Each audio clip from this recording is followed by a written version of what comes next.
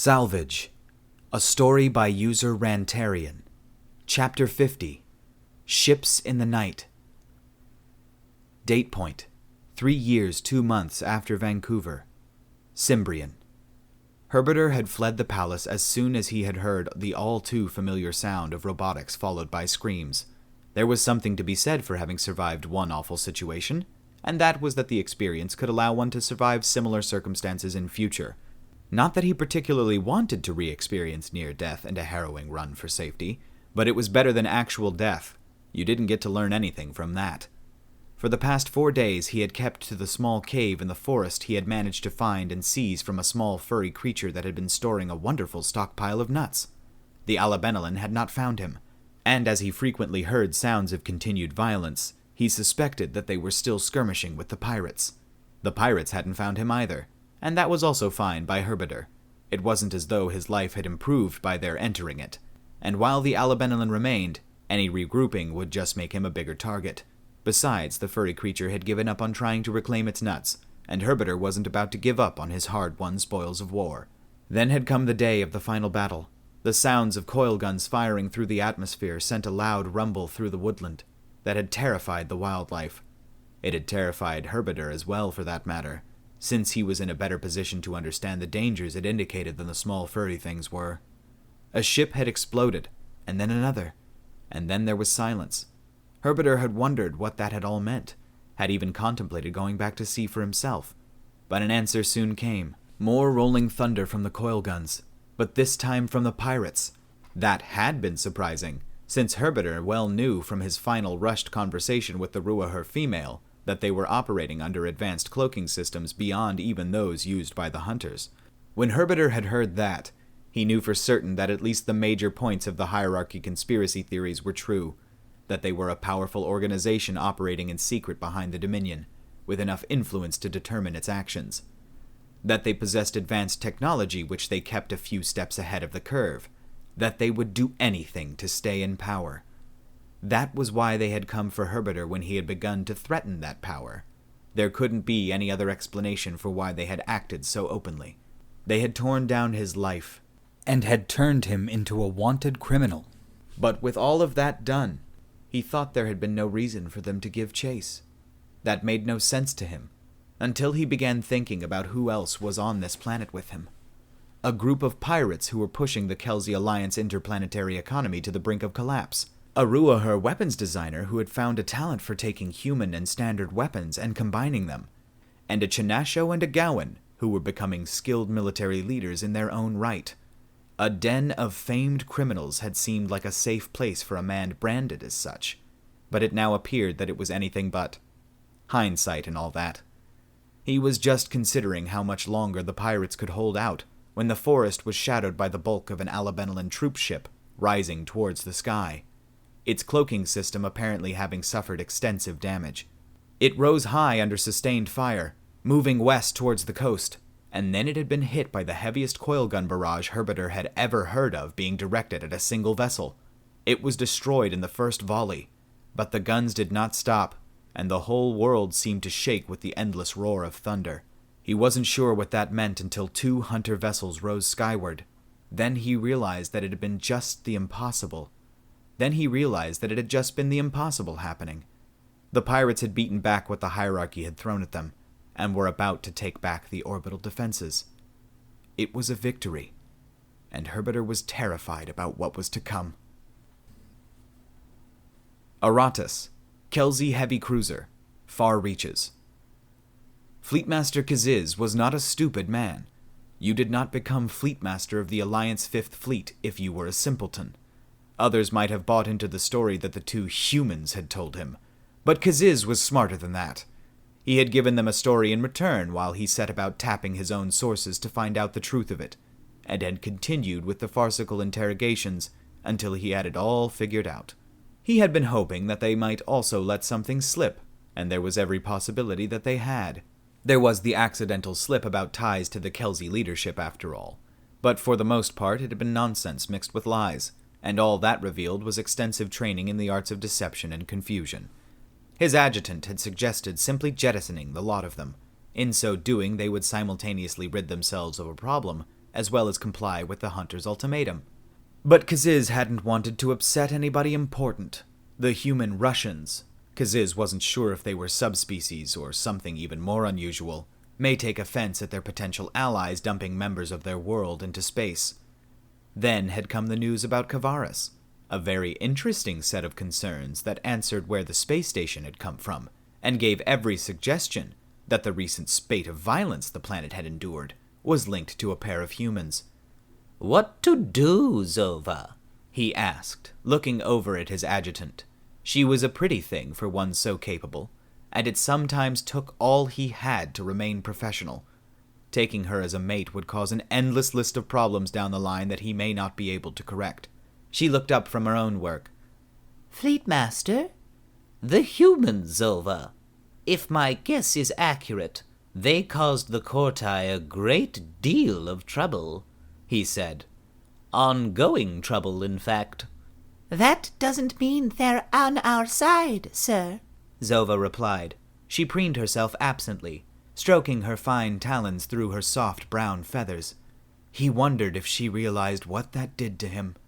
"It does mean that they could be willing to help against these pirates," he said, "if the appropriate reward was on offer." "Or threat," she suggested. "Their son "Will not be harmed by us, Zova," he admonished her, although he remained pleased by her capacity to think of such things. "I do not particularly want to deal with angry humans, and I know you have read the same reports that I have." "Then perhaps honesty is in order?" she asked. "Give and you may receive in kind." He sighed. That had been the direction he had been considering, but it did not please him to freely show his bhakti in the hope that they would show theirs. That was not bargaining from a position of strength, but he didn't feel as though he had much choice. Perhaps the opportunity to stack the bhakti to his advantage would arrive during or after such a frank discussion. It was worth it, if they could do to the pirates what they had done on Kavaris. "Zova," he said, "I want you to arrange a private discussion with the dominant human. It's time for the leaders to talk business." Jennifer Delaney, mid-20s, sexually frustrated space babe pirate queen, colonial governor, space debris impersonator, and possible prisoner/guest of the Kelsey military. Today had started with food tablets, kisses and cuddles, and hands being everywhere, and an ill-timed question from Asket about the human growth cycle, which she'd tried her best to explain with her mouth, while her mind focused on something else altogether. Each day they had been interrogated poorly, although she did half wish they'd just take Asket in for a solitary chat, so that she and Adrian could put 2 weeks of sexual frustration to an end. There was only so much groping she could handle before the walls of civilization broke down and she threw herself on him, observed by the Kortai or otherwise, until the urge was finally satisfied. And today, when the soldiers had come for them, they had said only one would be needed.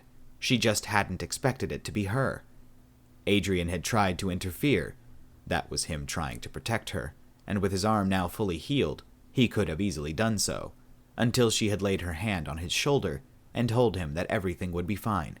She hadn't even been lying, or at least she didn't think she had been, because thus far the weapons were still the standard kinetic pulse guns that slapped unpleasantly hard, unless you happened to be a muscular Australian soldier, in which case it was more like minor skin irritation. She wasn't sure why that was, whether it was the drug that had changed them both, or his hard living, or if it was because he was a man, or just plain old genetics. He didn't know either, but when she'd slapped him hard on the arse one time, he'd seemed to have felt it just fine. She sat down across from Kaziz, or Big Bird, as he was privately called, again for the umpteenth time, and put everything out of her mind as best she could. Kaziz seemed to be under somewhat more stress from what she could tell, so it wasn't going to be good news. But as the big guns hadn't yet come out, and he was sitting 5 feet away with no hope of surviving a sudden attack, she didn't expect it was going to be the sort of news that ended with somebody dead. "NJ," he said, greeting her. "I trust you are well?" "Well enough, Fleetmaster," she replied politely. All of those customer service skills were finally coming in handy outside of her workplace. You, however, seem troubled. I am, he said. So allow me to be candid. I know that you and Riane are not these Umanhays you claim to be. Jen's heart almost froze in her chest, and she quickly swallowed her fear to continue to seem comfortable. She'd been through too much horror to feel overwhelmed by sitting in a room full of things that couldn't kill her.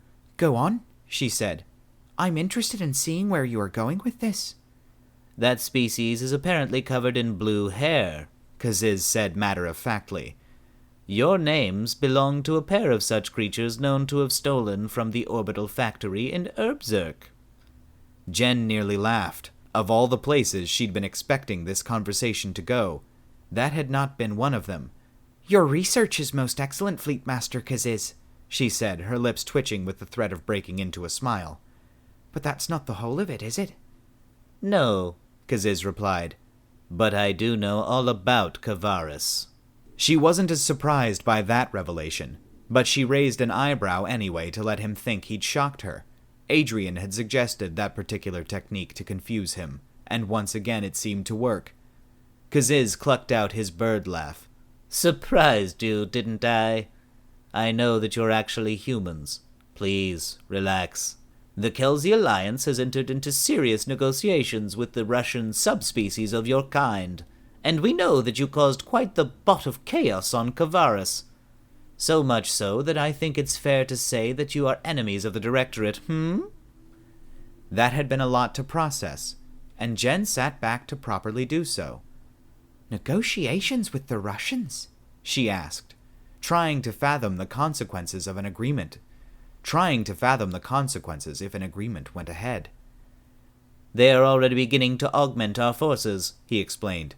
They will give us an edge we desperately need.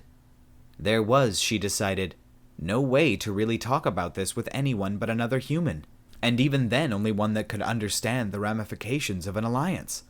For the moment, however, there were other things to consider. You're not afraid of the hunters? She asked. If they find out we're aboard? Then they will be facing 2 humans provided with all the support we can give them, Kaziz replied. I hope you don't have a problem with that. You do seem capable of causing a considerable amount of death and destruction if the reports are to be believed. You're looking very comfortable for someone who thinks that, she said, gesturing to the handful of ill-equipped guards. I believe that if you intended me to come to harm, then I would already have arrived, he told her.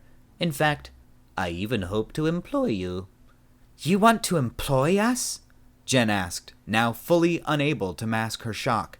When she'd started this conversation, she hadn't expected it to turn into a job offer. Yes, he said, amused once again. You see, there are some pirates I'd like you to help me take care of. Adrian had been pacing the pen since they'd taken her, glancing at the door at every sound and turning his eyes to his bare wrist so often that he resolved to, come hell or high water, get himself a new watch. Maybe a little present to himself for Christmas, whenever it was. When Jen had finally returned, he had barely restrained his desire to run over to her and swing her around in a bear hug. That was how he'd behaved when he had first started going out with his wife, a fact he should probably inform Jen of in the near future, along with some other unhappy memories, and he was determined to be somewhat more restrained in his behavior this time around. He realized upon reading her expression that she wouldn't have been in the mood for it anyway. Trouble was brewing. I've got news, she said as he and Asket arrived to meet her. The first thing you should know is that I am in charge. What? Adrian asked, more abruptly than he had intended, and received a very pointed glare in return. It wasn't that he thought Jen couldn't be in charge. She'd proven herself capable enough with running the pirating operation, but he'd become used to being the one in charge of everything. They know that we're humans, she said, holding up a hand to stop him from blurting out anything stupid. And they know some of what happened on Kavaris, and they want to employ us. Employ us? He asked once she'd lowered her hand. But you... I know, she interrupted, a sly smile making its way to her lips. They want us to take down the human running the pirate base. They want us to take down Jennifer Delaney. And you've accepted this job? Asket asked. Isn't that going to be Problematic to achieve? I've accepted the job, she said with a cheeky grin, because it pays well, and the Fleetmaster is bending over backwards to get our help. Adrian stared at her in amazement. He had to admit he liked this confident, intelligent, slightly cocky Jen, more than he had the frail girl who'd only ever depended upon him. "I think I could kiss you." She smiled back and stepped into his embrace. If you're lucky, I might even let you. Adrian stared down, fully captivated by her smiling face. "I'm feeling a little lucky." Is that so, Mr. Saunders? She asked, pressing her body against him. "Excuse me," said Ascot, "but I still don't understand how we're going to achieve success." Adrian and Jen sighed together and turned to the intrusive Courtai. We're not achieving their success, Jen explained. We're achieving mine. "And what is your goal?" Ascot persisted. Same as always, Jen told them. To protect my people, to kill the hunters, and to rob the absolute shit out of everyone else. Cimbrian. Cheer growled softly in frustration. Mourning Tricror and all those lost to the invasion. It was victory, but it hardly felt like it, and with the Kelsey fleet on its way, they didn't have enough time to conduct the proper rites. He turned to Zrypov. "Have we found anybody else?" "Nobody," Zrypov replied grimly. "We can commence the orbital bombardment as soon as Dara advises, but I expect we'll be able to leave shortly after it gets dark." "Seems a shame," Cheer said. "All that hard work gone." "It isn't gone," Zrypov rebuked, taking Cheer by the shoulder. "We are hurt, yes, but we are not broken. We take what we can, given what's left to take, and the rest we destroy. We start again, better equipped than we were when we left the Zottersill. And then, Cheer, we find who did this. We make them pay." Cheer nodded slowly, his anger burning just as hot as Zrypov's, and it didn't feel like that flame would ever die away. He didn't want it to die. He wanted to stoke it, and use it to burn away the lives of those Alabenelan bastards like they had done to so many here. "Where do we go then?" he asked. "I am only familiar with the colonies and trading lanes in the area." Zrypov smiled slyly. "That is where we have gone wrong," he said. "We've gone from the Zottersill to Cimbrian, and we just kept working out of places that don't move." "You're thinking we should use some sort of battleship?" Cheer asked. "That may be problematic to—" "Not a battleship," Zrypov said, and there seemed to be a sense of slow-burning excitement inside of him.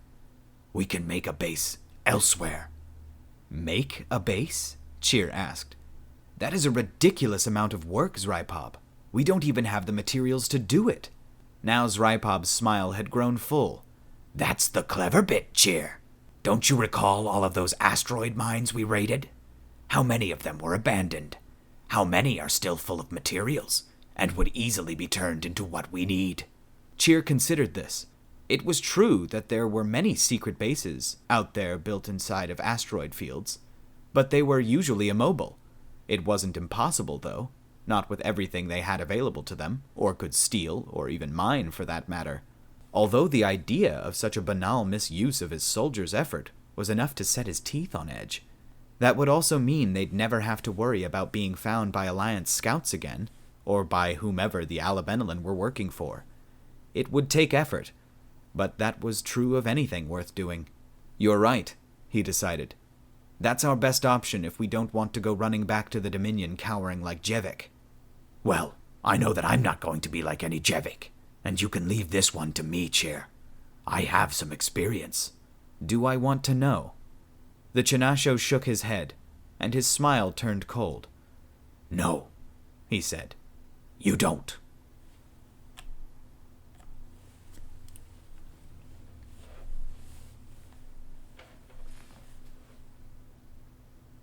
Russians! Fucking Russians. My God.